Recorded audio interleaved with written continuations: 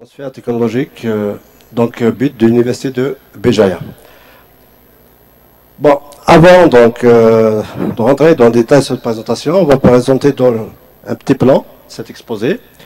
Donc, on va entamer cette présentation avec une petite introduction sur l'historique du but, qui sera présenté par M. Seman, puis la naissance et l'émission du but, puis les ressources du but de manière générale et les services du but.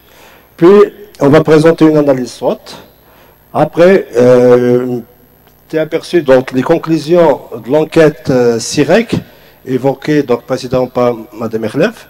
Puis, on va présenter donc, le bureau de transfert technologique de Béjaïa, qu'on doit donc inaugurer aujourd'hui. Donc, voilà. Donc, et à partir de là, donc, je cède la parole à M. Semen pour entamer cette présentation. Puis, je vais enseigner.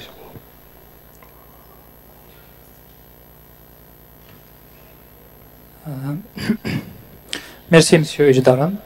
Monsieur le Président, honorable l'assistance, bonjour.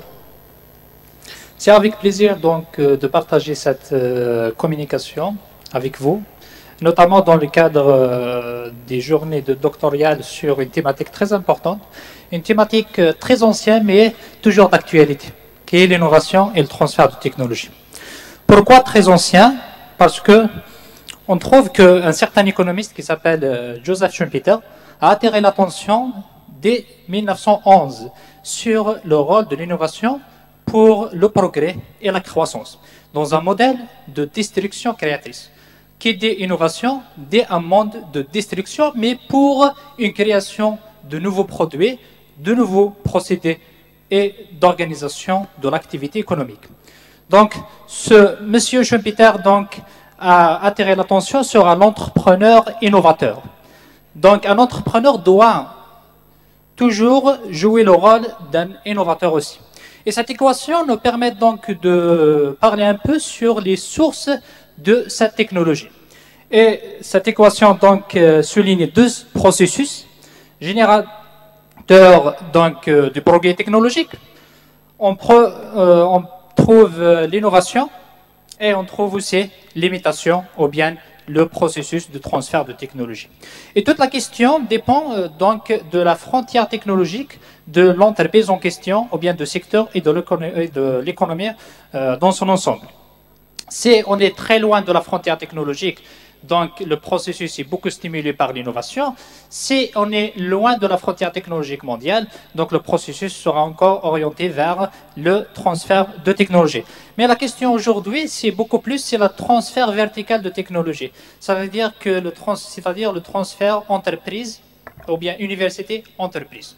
Pourquoi? Parce qu'il y a d'autres canaux de transfert de technologie, notamment les canaux internationaux de transfert technologique comme le commerce international, les investissements directs étrangers et notamment la mobilité de facteurs travail qualifiés. C'est pour cette raison que la naissance des buts, c'est pour le but d'endogénéiser le processus de création de la technologie. Est apparu donc dans les années 80 aux États-Unis, suite à une concurrence forte entre les entreprises dans une course vers la maîtrise de la technologie. Donc les années 80, c'est la naissance des buts aux États-Unis. Mais le phénomène est très rapidement généralisé en Europe ces 30 dernières années et même pour les pays de l'Asie de l'Est, notamment la Chine, la Corée du Sud et le Singapour. Et on remarque c'est que le rattrapage technologique de la Chine aujourd'hui ou bien de la Corée du Sud est stimulé par l'importance des bureaux de transfert de technologie. Donc, c'est quoi un bureau de transfert de technologie? C'est tout simplement une partie de l'université responsable de la protection et la commercialisation des résultats de la recherche, qui a comme objectifs principaux l'identification, la protection et le transfert des technologies créées par l'université à l'industrie.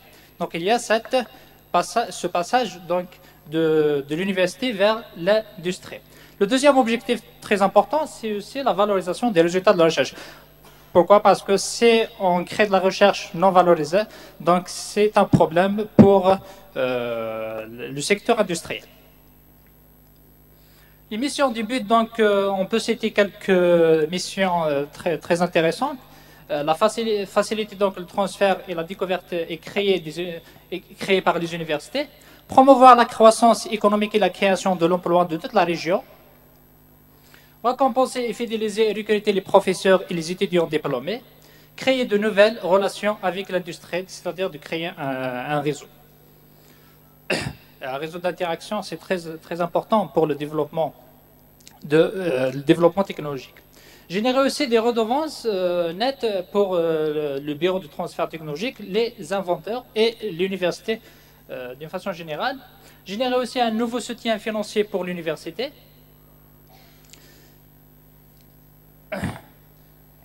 Mais aussi donc faciliter activement la création d'entreprises, notamment les spin-offs et les startups. Ça, c'est beaucoup plus le rôle central du bureau de transfert technologique. C'est cet accompagnement des nouvelles entreprises, la création de nouvelles entreprises.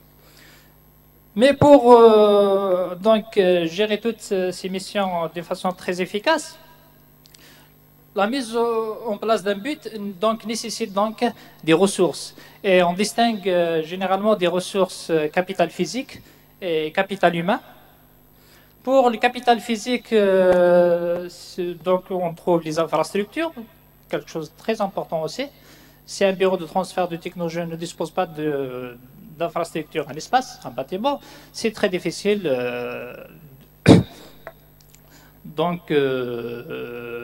pour son fonctionnement. On trouve aussi l'équipement du bureau, toutes les tables, tous les équipements nécessaires, système et équipement informatique.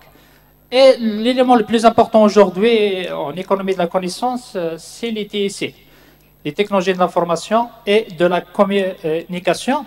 C'est dans ce sens donc le but de l'université de Béjaïa a bénéficié donc de la création d'une plateforme en ligne qui sera présentée juste après par M. Seba. Donc une bibliothèque et une plateforme en ligne et une base juridique. Le côté juridique aussi, c'est très important pour le fonctionnement efficace d'un bureau de transfert de technologie. Mais aussi, donc, pour un bon fonctionnement du bureau, donc, l'élément le plus important, encore une fois, c'est le capital humain. Donc, on n'arrive pas donc à construire donc une équipe très importante. Le but donc va trouver des difficultés. C'est pour cette raison que dans le capital humain, donc, on trouve un directeur. Généralement, ce sera un scientifique possédant une vaste expérience dans les affaires. Un assistant administratif, des assistants, tout dépend de la taille du bureau de transfert technologique. Si on a un bureau qui a une taille très grande, donc on a besoin de beaucoup d'assistants. Sinon, donc, on se limite à 2 à 3 assistants. Les spécialistes des licences, mais aussi un avocat interne ou externe. Ce côté donc très important juridique, pourquoi? Tout simplement, c'est pour gérer mieux le quotidien du but. Et pour gérer mieux le quotidien du but, donc, on doit solliciter et créer des conseils de brevet selon l'invention en question, un conseil juridique, des spécialistes en marketing et en conception, mais aussi des spécialistes en base de données. Les services, donc, le but occupe ou bien dispose de plusieurs services, mais on se limite juste à présenter les plus importants. Les services d'identification d'un conseil de brevet, ayant l'expertise nécessaire, un service de contrat et de négociation, un service de surveillance de la performance et de la consultation, et un service de conférence et de séminaire, comme le séminaire d'aujourd'hui. C'est pour l'échange d'expériences et dans ce cas, donc, monsieur, donc, le professeur Ejdaran va expliquer beaucoup en détail les services du but de l'université de Béjaïa. Mais avant d'arriver donc à cette étape de présentation du but de Béjaïa, c'est intéressant de présenter en premier lieu une analyse SWOT du but de l'université de Béjaïa. Donc, j'ai résumé en quelques points ici l'essentiel de l'analyse SWOT. Une analyse SWOT, donc, c'est une analyse stratégique avant de commencer un projet. Donc, la première, c'est d'identifier sur l'environnement interne les points forts, c'est-à-dire les forces et les faiblesses, mais aussi sur l'environnement interne de souligner les opportunités et les menaces. Sur l'environnement interne, donc, on trouve qu'on force que l'Université du BGA dispose d'un capital physique. Il y a tout le matériel, il y a un bâtiment dédié donc au bureau de transfert technologique. Il y a le capital humain, des compétences. Il y a une liaison, une expérience de coopération entre l'université et le monde d'entreprise. Mais aussi, il y a, dans le cadre du projet satellite, donc il y a donc toute une série de formations et même aussi un projet de Install. Les points faibles, c'est une première expérience. Donc c'est comme un point faible souligné, mais aussi il y a des coûts de transaction. Et cette notion des coûts de transaction est très importante. Maintenant, je passe sur l'environnement interne, c'est les opportunités. Les opportunités de but de l'Université de BGA, c'est qu'il y a un tissu industriel très remarquable dans la région de Bijaya, notamment en agroalimentaire, l'industrie agroalimentaire. Il y a une coopération nationale et internationale avec diverses institutions et organismes. Il y a aussi la demande de la part des universités, des compétences de l'Université de Bijaya. Mais maintenant, je passe directement sans trop tarder aux faiblesses, aux menaces. Les menaces, j'ai cité deux menaces très importantes. C'est l'évolution rapide dans la course brevet à l'échelle internationale. Donc, on a cette concurrence et c'est une course vers le brevet. Et ça, c'est très, très, très délicat pour un bon fonctionnement. Pourquoi? Parce qu'il y a de la concurrence. Il y a aussi la fuite des compétences, ce qu'on appelle le transfert inverse de technologie. Ça, c'est une question très, très primordiale pour tous les pays en développement presque. Il y a cette souffrance de transfert inverse de technologie. Sans trop tarder, donc, je passe la parole à monsieur le professeur Ejdaran pour présenter en détail le but de l'Université du BGA. Merci, M. Soman.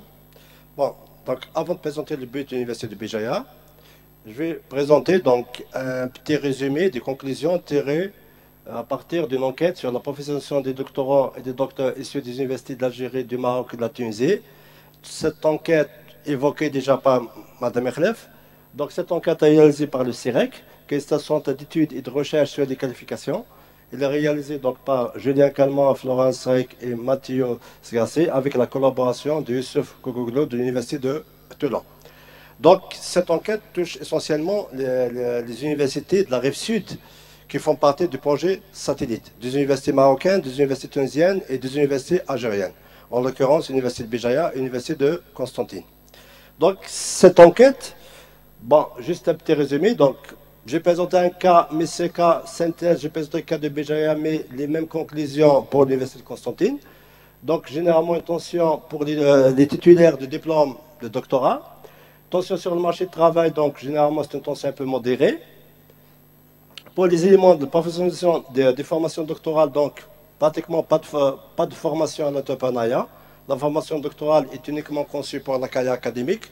Donc, à partir de cette enquête, les perspectives professionnelles d'appel à thèse, donc seulement recherche et enseignement, à quelques exceptions près, donc faute de demande de personnel encadré dans certaines filières, donc la prise de poste précède parfois l'obtention de doctorat généralement. Et la coopération entre la formation doctorale et les entreprises, donc les entreprises n'interviennent pas réellement dans les formations des doctorants. Organisation de stage en entreprise basée sur l'initiative personnelle, beaucoup plus. Et possibilité, frein, donc au devenir professionnel de docteur en entreprise, absence d'un statut, donc compétition des ingénieurs, pas de RD aux entreprises sur le territoire. Donc généralement, au sein des entreprises, si on recrute des docteurs, c'est pour travailler en tant qu'ingénieur. Donc c'est des surdiplômés par rapport. Voilà, donc cette enquête-là, donc, généralement touché globalement les titulaires doctorats ou bien doctorats qui ont répondu sur ceux de 2016 et 2017. Il y a quelques-uns 2013, 2014, 2015. On montre clairement que, donc, pour l'Université de Bijaya, Constantine et Fès et Sousse. Donc Fès du Maroc et Sousse de la Tunisie, touchés par cette enquête. Les résultats, donc les objectifs de doctorat, 90% donc, des doctorants donc, souhaitent devenir enseignants-chercheurs à l'université. Cette enquête montre qu'à l'Université de Béjaïa, par exemple, 98,78% pensent pour une publication dans un revers comme de lecture, c'est tout. Ils ne pensent pas à autre chose. Si on va de l'autre côté envers, donc participe donc à la question est-ce que vous participez à la création d'un brevet ou bien à la création d'une entreprise, les taux sont très faibles, 4,88, Ottawa 66. Et c'est le même cas pour l'Université de Constantine. On voit pratiquement c'est à 100%, ils cherchent une publication et les taux aussi sont faibles, 4,11 et 1,37 pour la participation à un brevet ou bien à la création d'une entreprise. Donc on voit clairement que l'orientation, bien la pensée de nos doctorants, sont quasi basés sur, se limitent à la deuxième mission de l'université qui est la recherche scientifique, mais la troisième mission, pratiquement, elle est carrément absente. Voilà, donc, toujours dans le cadre de cette enquête, pendant le doctorat, la question posée, avez-vous travaillé dans une entreprise, ou bien effectué un stage dans une entreprise, ou bien collaboré avec une entreprise, on voit bien que les taux sont trop faibles. Les plus élevés, donc ils n'atteignent même pas 20%. Donc, généralement, nos doctorants ne travaillent pas, ne participent pas donc aux activités des entreprises. Toujours la même chose, donc pour le pourcentage de docteurs en emploi, on voit que pratiquement à 90% des docteurs trouvent poste d'emploi, mais généralement au sein des universités comme enseignants-chercheurs, mais pas dans le secteur industriel. Donc c'est même cas la nature de l'emploi occupé par les doctorants. On voit bien que c'est la fonction publique. 90% sont recrutés par la fonction publique. Par contre, les salariés du privé, on voit que les taux sont très faibles, soit à l'Université de Béjaïa ou bien l'Université de Constantine, c'est le cas de l'Algérie d'une manière générale. Pour l'adéquation de la formation emploi, selon vous, quel est le niveau de diplôme le plus approprié pour votre travail? La majorité des docteurs, donc, ils pensent que le doctorat, c'est le diplôme le plus approprié pour travailler. Et donc, généralement, donc, à chaque fois, donc, plus intervenants, donc, ils supposent que le doctorat est le meilleur diplôme pour travailler. Donc, à partir de là, à partir de cette enquête réalisée par le CIRAC, donc, profite donc, dans le cadre d'un projet satellite. Donc, à partir de là, bien sûr, l'Université de Béjaïa, l'Université de Constantine, mais bon, je vais parler de l'Université de Béjaïa, impliquée dans le cadre de ce projet satellite, on est obligé, donc on a fixé comme objectif donc, de passer à la troisième mission de l'université, donc on peut se placer dans le cadre de l'innovation et transfert technologique. Pour atteindre cet objectif, bien sûr, il faut des moyens, il faut des outils pour créer ce lien entre l'université et les entreprises, ce qui est absent actuellement. Ce lien-là, exactement, c'est les bureaux de transfert technologique à travers le monde qui réalisent cette liaison entre entreprises et entre les entreprises et les universités et les chercheurs. Donc, à partir de là, donc, le bureau de transfert technologique, donc cette partie, donc, il décrit donc le mode de fonctionnement gestion du bureau, dont on va décrire donc dans toute cette partie. Sa position donc institutionnelle, elle est liée au vice-rectorat donc chargé des relations extérieures, de la coopération, de l'animation et de la communication et des manifestations scientifiques. Donc les modalités de participation aux procédures de gouvernance. Donc ce bureau doit être doté donc le bureau de transfert technologique est doté d'un conseil d'administration. Ce conseil d'administration donc, il sera donc constitué donc, d'un représentant du vice-rectorat chargé des relations extérieures, d'un représentant du vice-rectorat chargé de la recherche, d'un responsable, donc d'un responsable du bureau, le bureau doit être géré par un responsable, un représentant du bureau de liaison entreprise université, un représentant de la maison de l'entrepreneuriat, un représentant du centre d'appui à la technologie et à l'innovation, un représentant de l'Agence nationale de soutien à l'emploi des jeunes, un représentant de la Chambre de commerce et de l'industrie de la SOMEM, donc c'est la Chambre de commerce qui concerne la région de Béjaïa, un élu de l'Assemblée populaire de la wilaya de Béjaïa. Voilà, donc, pour l'organisation du bureau, donc, au cours de la formation dans le cadre d'un projet satellite, donc, on a rencontré donc, plusieurs expériences, notamment l'expérience française, italienne et espagnole. Chaque pays a exposé donc, sa propre expérience, ses moyens. Bien sûr, il y a une différence au niveau de transfert technologique entre la rive nord et la rive sud, la Méditerranée. Donc, pour commencer cette étape-là, pour mettre un premier pas dans ce cadre-là, on a proposé donc un bureau qui va être s'appuyer sur des services, simplement. Mais c'est des services, on espère bien que le bureau de services dans l'avenir, ils peuvent devenir, pourquoi pas, des départements dans l'avenir, si le bureau donc, arrive à avancer dans ses missions. C'est donc ces deux services, on va se baser donc sur services de sensibilisation et de la prospection et services d'accompagnement. Le premier service donc, a comme mission de sensibiliser les chercheurs et les chefs d'entreprise, la société donc, sur les avantages de transfert technologique et d'innovation, et la prospection, bien sûr. La prospection, c'est l'élément clé, parce que là, on doit chercher, on est dans l'innovation, on cherche généralement donc, les chercheurs qui trouvent, pas les chercheurs qui cherchent.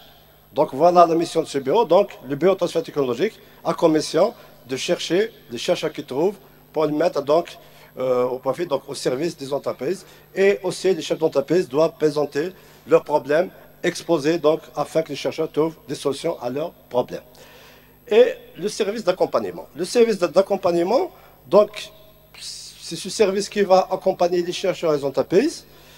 Beaucoup plus les chercheurs pour la première étape, pour les contrats de confidentialité, pour le brevetage, et donc tout ce qu'il faut, l'aspect juridique. Donc ces deux services sont dotés de personnel académique et administratif. Voilà, donc dotés.